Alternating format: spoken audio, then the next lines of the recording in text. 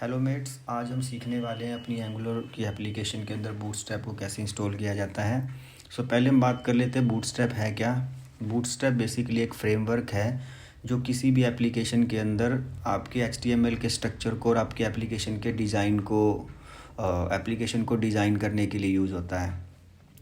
Bootstrap की help से आप अपनी एप्लीकेशन को, अपनी वेबसाइट को या वेब ऐप को रेस्पॉन्सिव बना सकते हैं। रेस्पॉन्सिव का मीनिंग यहाँ पे है कि आपकी एप्लीकेशन अलग अलग स्क्रीन साइज़ पे कैसी दिखाई देगी, वो सब आप बूटस्ट्रैप की हेल्प से कर सकते हैं। आपकी वेबसाइट के अंदर डिज़ाइन भी हो सकता है।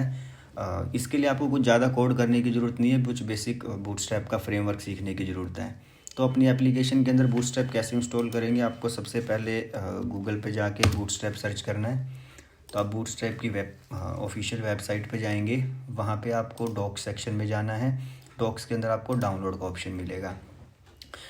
यहाँ पे आप देख सकते हैं कि आप अपनी एप्लीकेशन के अंदर बूटस्ट्रैप को मल्टीपल वे से इंस्टॉल कर सकते हैं। हम जो मोस्ट पॉपुलर ऑप्शंस की बात कर रहे हैं वो है एक CDN और एक है पैकेज मैनेजर, जिसको हम नोड पैकेज मैनेजर और NPM भी बोलते हैं।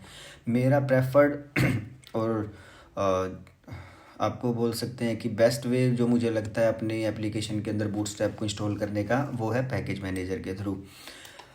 आप CDN की हेल्प से बहुत कम कोड लिख के विद मिनिमम एफर्ट आप अपनी एप्लीकेशन के अंदर बूटस्ट्रैप को इंस्टॉल कर सकते हो। NPM के लिए कुछ मिनिमम कॉन्फ़िगरेशन आपको एक्स्ट्रा करनी पड़ती हैं, बट स्टिल फिर भी मैं आपको सजेस्ट करूँगा कि हमको NPM के साथ ही जाना चाहिए।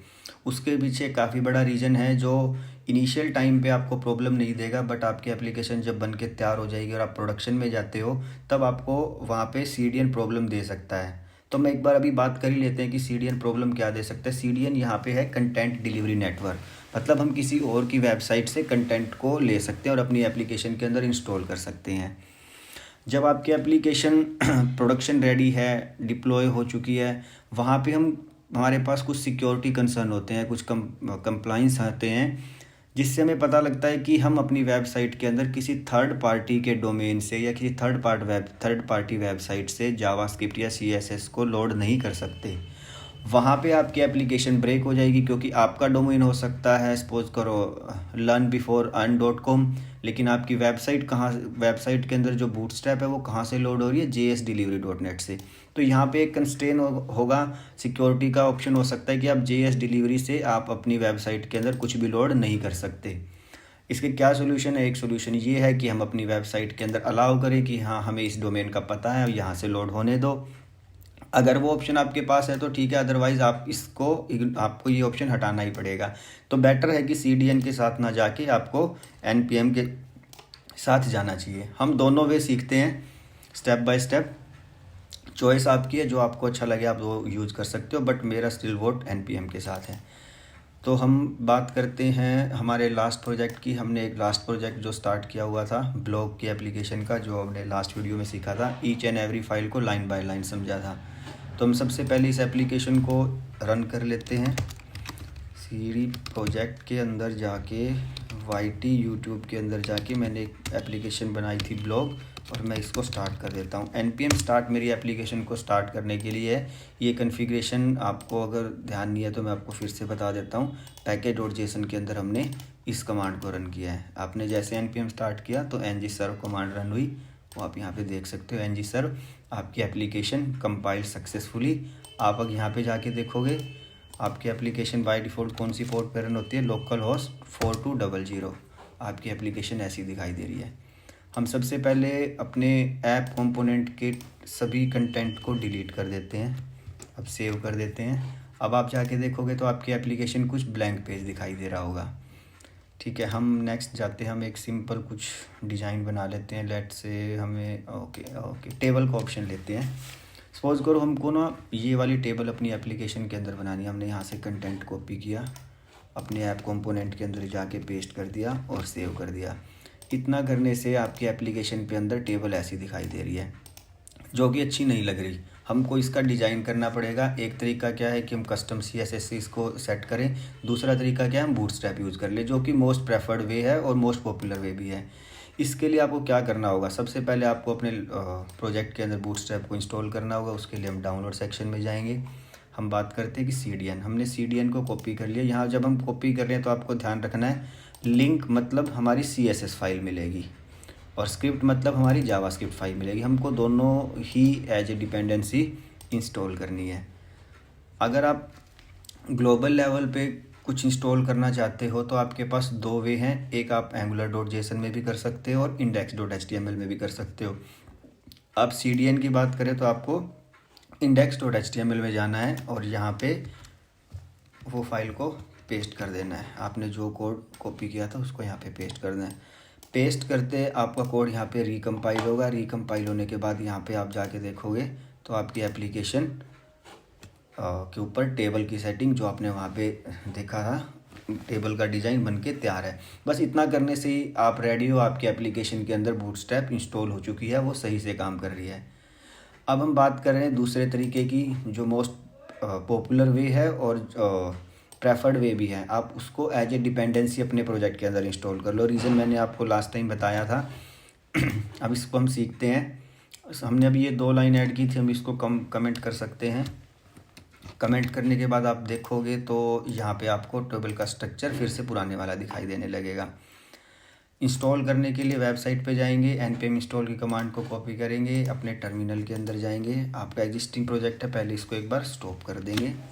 यहाँ पे आप उसको पेस्ट कर दो जो आप कॉपी करके लेके आए थे। हाँ, नेक्स्ट मैं इसको एज ए डिपेंडेंसी सेव करना चाहता हूँ। एज ए डिपेंडेंसी इसको सेव कर दो। जैसे ही आप बूटस्ट्रैप को इंस्टॉल करोगे, npm इंस्टॉल हो रहा है आपका पैकेज आपके प्रोजेक्ट के अंदर इंस्टॉल हो चुका है। ये आप कंफर्म कहाँ से कर सकते हो? अपने प्रोजेक्ट के अंदर जाओ, पैकेज.json के अंदर जाओ, यहाँ पे डिपेंडेंसी में आपको बूटस्ट्रैप मिल गया है। ये वही एग्जैक्ट वर्जन है जो आपने अभी यहाँ से इंस्टॉल किया है। हमारे एप्लीकेशन के अंदर, प्रोजेक्ट के अंदर बूटस्ट्रैप हमारी एज ए डिपेंडेंसी ऐड हो चुकी है। अगर मैं अब अपने प्रोजेक्ट को रन करता हूँ तो स्टिल अभी ये काम नहीं करेगा। काम क्यों नहीं करेगा? क्योंकि हमने अभी तक सिर्फ एज ए डिपेंडेंसी इस प्रोजेक्ट को बताया है कि मेरी एप्लीकेशन को चलने के लिए बूटस्ट्रैप चाहिए, लेकिन बूटस्ट्रैप का हमने यूज़ नहीं किया है। एक कंपाइल हो चुकी है। अब मैं यहाँ पे जाता हूँ, सेम सिमिलर कोई इम्पैक्ट नहीं आएगा। जैसे एप्लीकेशन पहले दिखाई दे रही थी वो वैसी दिखाई देगी, राइट। अब हमको क्या करना है, सेम ग्लोबल लेवल पे, क्योंकि बूटस्ट्रैप मेरे को पूरी थ्रू आउट द एप्लीकेशन चाहिए तो मुझे ग्लोबल लेवल पे इसके लिए इंस्टॉल करना पड़ेगा। अगर आपको कोई भी स्क्रिप्ट या CSS ग्लोबल लेवल पे एप्लीकेशन में चाहिए तो हम angular.json में जाएंगे। लास्ट टाइम भी हमने इस सेक्शन की बात की थी तो हम उसी के ऊपर बात कर रहे हैं। यहाँ हमको इंस्टॉल करना है। स्टाइल्स हमारा CSS के लिए लगेगा और स्क्रिप्ट हमारा JS फाइल के लिए होगा। यहाँ पे आपको कोमा लगाना है, आपको यहाँ पे उसके लिए पाथ ऐड करना है। जो भी मॉड्यूल npm इंस्टॉल होते हैं वो आपके अंदर यहाँ पे एक नोड मॉड्यूल्स के फोल्डर के अंदर आपको मिलेंगे। आपको क्या लिखना है, node_modules। नोड मॉड्यूल्स के अंदर आपको जाके यहाँ पे देखना है किस नाम से आपको फोल्डर मिलेगा। आपने क्या इंस्टॉल किया अभी, बूटस्ट्रैप, तो फोल्डर किस नाम से मिलेगा, बूटस्ट्रैप के अंदर। तो यहाँ पे आपको लिखना है बूटस्ट्रैप। बूटस्ट्रैप के बाद आपको इसके अंदर एक डिस्ट फोल्डर मिलेगा जिसको हम डिस्ट्रीब्यूशन भी बोलते हैं। आपको इसके अंदर जाना है डिस्ट्रीब्यूशन के अंदर। डिस्ट्रीब्यूशन के अंदर आपको किस सेक्शन में जाना है, अभी हम क्या ऐड कर रहे हैं, स्टाइल, तो हमको किसके अंदर जाना है, CSS के अंदर जाना है। आप यहाँ पे CSS को ओपन कर लो। यहाँ पे काफ़ी सारे ऑप्शन मिलेंगे। हमको ग्लोबली एक ही फाइल को ऐड करना है तो आप यहाँ पे bootstrap.css भी यूज़ कर सकते हो, bootstrap.minified.css भी यूज़ कर सकते हो। तो हमको यहाँ पे bootstrap/minified यूज़ करनी चाहिए ताकि हमारी एप्लीकेशन का बंडल साइज स्मॉल रहे। bootstrap.min.css, यहाँ पे हमने इस फाइल को ऐड किया है, दिस वन, bootstrap.min.css। ऐसे ही आपको स्क्रिप्ट के लिए भी ऐड करना होगा। हमने अगर पहले नोड मॉड्यूल index.html में देखा था ना, हमने CSS फाइल को भी इंस्टॉल किया था और JS फाइल को भी यूज़ किया था।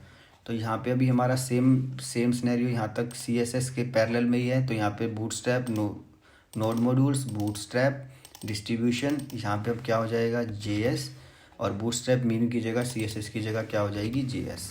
आप जैसे ही ये फाइल को इंस्टॉल करोगे आपकी एप्लीकेशन रेडी है। अब आपको कोई और कॉन्फ़िगरेशन नहीं करनी है। आप अपनी फ़ाइल को सेव करो और यहाँ पे आके आपको फिर से कंपाइल करना होगा। आप angular.json में चेंज करते हो, ये पेरेंट लेवल की कॉन्फ़िगरेशन फ़ाइल है तो यहाँ पे आपको चेंज करने के बाद फिर से एक बार npm start लिखना होगा, जिससे आपकी फ़ाइल फिर से कंपाइल हो जाएगी और अब आप देख सकते हैं कि आपकी एप्लीकेशन के अंदर बूटस्ट्रैप इंस्टॉल हो गई है। तो बेस्ट वे मुझे यही लगता है और मैं आपको यही सजेस्ट करूँगा कि अगर आपको अपनी एप्लीकेशन के अंदर बूटस्ट्रैप यूज़ करना है तो npm इंस्टॉल के साथ जाएं आप। हाँ, यस, हमारी कंपाइल हो चुकी है। अब हम जाके रिफ़्रेश करते हैं तो हमारी एप्लीकेशन बूटस्ट्रैप के साथ दिखाई देती है। थैंक्स मेट, इस वीडियो के अंदर इतना ही था।